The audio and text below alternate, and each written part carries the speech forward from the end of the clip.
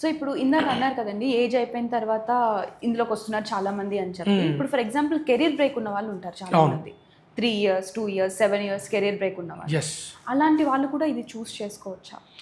Exactly, super question. మనకు వచ్చేటటువంటి students నుంచి క్వశ్చన్స్ కూడా ఇవే కాబట్టి, సో ఇక్కడ ఏం చెప్తున్నాడు చూడండి, 7 ఇయర్స్ కెరియర్ గ్యాప్ ఉన్న పర్సన్ జస్ట్ ఒక్కసారి ఆలోచించు, మీరే ఆలోచించండి.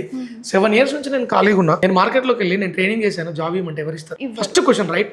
ఒక కంపెనీ పర్ఫెక్షన్ లో ఆలోచిద్దాం. ఇప్పటి వరకు ఆలోచించింది వేరు. ఒక కంపెనీ హైర్ చేసేప్పుడు ఒక పర్సన్ ఎన్ని ఇయర్స్ గ్యాప్ ఉంది, రైట్?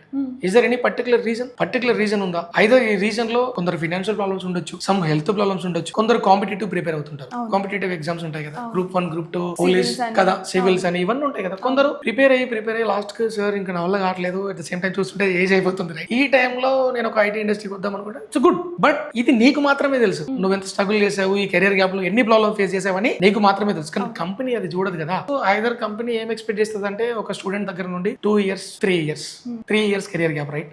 ఇక 3+ అంటే కూడా బయట అందరూ ఏమంటారు అంటే 7 ఇయర్స్ ఉన్నా జాబ్ వస్తుంది, 8 ఇయర్స్ ఉన్నా అది రావచ్చేమో, కానీ చాలా స్ట్రగుల్ ఉంటాయి దీని వెనకాల.